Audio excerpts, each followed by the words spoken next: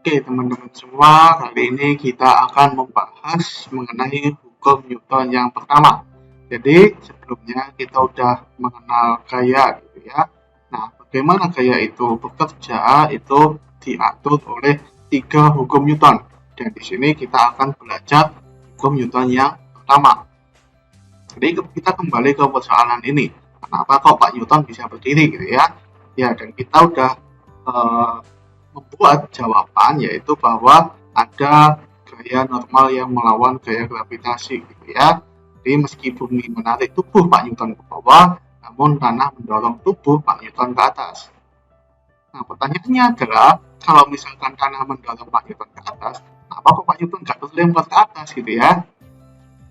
Nah, jadi tanah mendorong tubuh Pak Newton ke atas itu dengan kekuatan yang sama gitu. Jadi besarnya gaya normal dan gaya gravitasi itu sama. Nah, jadi di sini misalkan Pak Newton naik sepeda gitu ya. Ini misalkan dinaiki. Ketika bersepeda, sepeda akan bergerak hanya ketika dikayuh. Kalau nggak dikayuh ya nggak bakal bergerak gitu ya. Nah, kalau misalkan setelah dikayuh itu kan bergerak tuh. Nah, setelah bergerak, tapi setelah bergerak itu berhenti mengayuh gitu ya. Kita tahu bahwa sepeda itu akan lama-lama akan berhenti gitu ya. Tanyaannya adalah kenapa kok bisa sepeda itu berhenti? Jawabannya karena ada gesekan antara ban sepeda dengan tanah gitu ya. Jadi gaya gesek ini menarik sepeda ke belakang sehingga sepeda ini berhenti gitu ya. Selanjutnya gimana kalau misalkan Pak Newton ini bersepeda di lantai licin? Bersepeda di lantai licin maksudnya itu lantainya itu dia tidak akan memberikan gaya geser.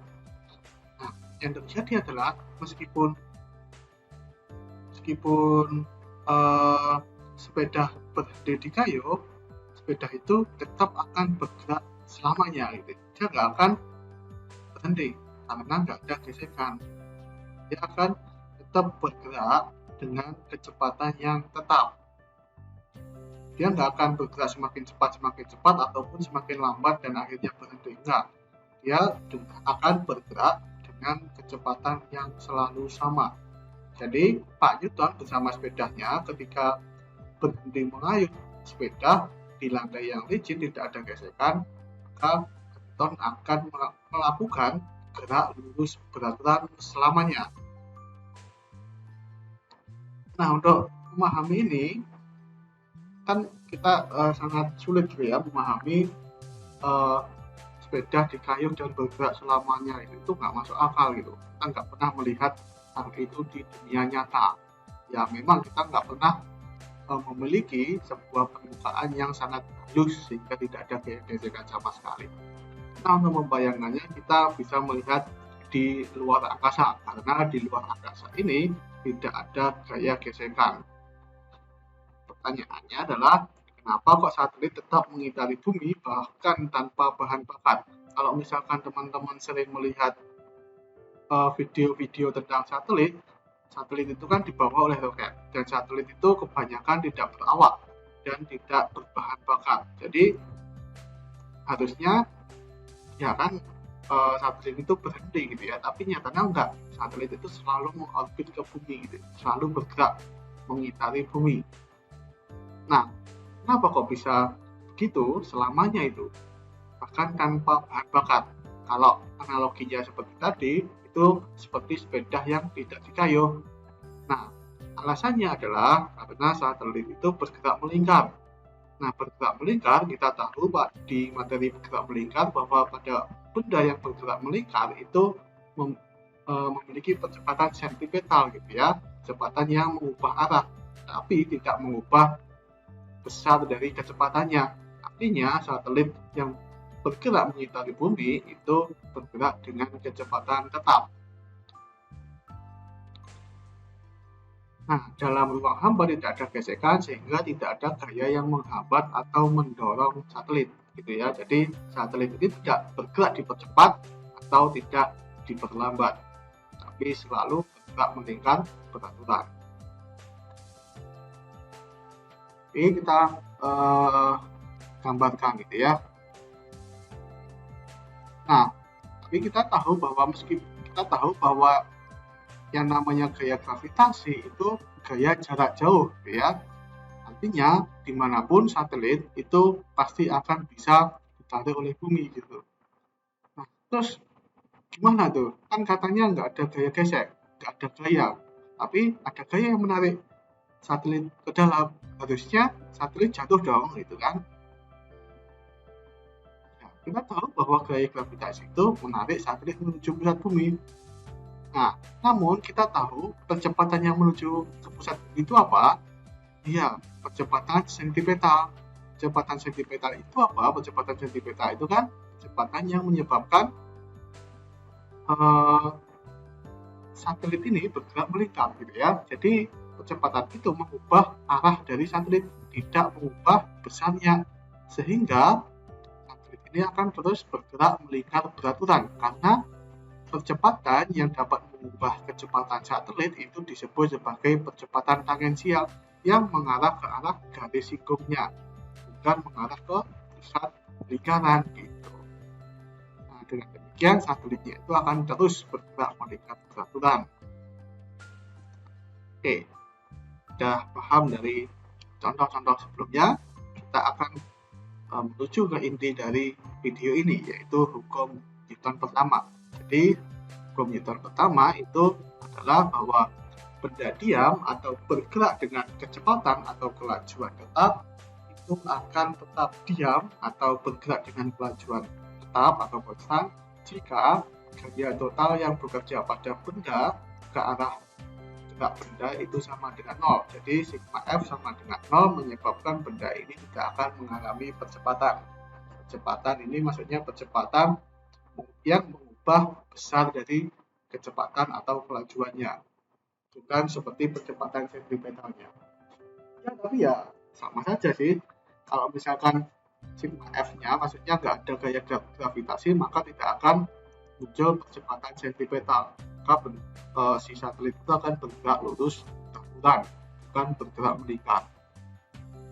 Jadi ini juga berlaku pada gerak melingkar gitu ya. Jadi kalau tidak ada gaya yang mengarah ke pusat bumi, maka tidak ada gaya sentimental. Kalau tidak ada gaya yang mengarah ke arah garis singgung, maka tidak ada percepatan sentimental, percepatan tangensial. Begitu pula kalau misalkan di GLBB, kalau nggak ada gaya yang mengarah ke arah gerak benda, misalkan ke kanan gitu ya, maka tidak ada percepatan ke kanan. Begitu pula ke kiri, ke atas maupun ke bawah. Nah, hukum Newton pertama ini disebut juga sebagai hukum kelembaman atau inersia. Nah, apa itu? Kita akan bahas nanti. Pertanyaannya adalah, kenapa kok hukum pertama Newton ini berlaku gitu ya? Kenapa kok benda diam akan selalu diam, akan tetap diam? Dan juga benda bergerak dengan kecepatan tetap juga tetap akan bergerak dengan kecepatan konstan. Kenapa? Ya? Kan nggak mungkin semua hal itu terjadi secara ajaib. Nah, kenapa kok bisa kayak gitu? Karena adanya besaran yang disebut sebagai massa.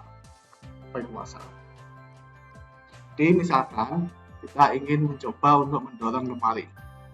Di sisi lain, setelah mendorong lemari, kita coba untuk mendorong sebuah box di sini. Box ini kosong. Ya, atau setidaknya diisi oleh angin gitu ya. Kita tahu bahwa mendorong atau menarik lemari itu jauh lebih sulit daripada mendorong atau menarik kertas gitu ya, atau box. Ya, box ini terbuat dari kertas gitu. Meski kertasnya atau boxnya ini dibuat seukuran lemari gitu. Jadi ukuran dari box ini itu sama dengan ukuran lemarinya. Tapi kok beda gitu ya. Kalau kita mendorong lemari itu capek, kalau mendorong kotak kosong yang terbuat dari kertas itu ya tenang-tenang aja gitu, kita nggak berkeringat gitu ya. Kenapa kok bisa kayak gitu? Jawabannya adalah karena massa lemari lebih besar daripada massa kertas. Nah, kita tahu bahwa massa itu adalah besaran yang dimiliki oleh suatu benda yang bersifat menahan benda untuk mengubah kecepatannya. Jadi semakin besar masanya, maka semakin susah juga dia dipercepat gitu ya. Jadi misalkan di sini, ini awannya keduanya diam. Kita ingin dorong kan artinya kita ingin membuat kotak maupun lemari ini bergerak kan. Jadi ada perbedaan kecepatan awalnya itu sama dengan 0 dan kecepatan akhir gitu ya. Berarti kalau ada perbedaan kecepatan maka akan muncul yang namanya percepatan. Nah, massa ini adalah besaran yang bersifat menahan atau menjaga benda itu agar tetap berada pada keadaan awalnya. Kalau di sini keadaannya diam, maka menjaga biar benda itu tetap diam. Nah, sifat ini disebut sebagai inersia gitu ya. Jadi massa itu disebut sebagai besaran inersia.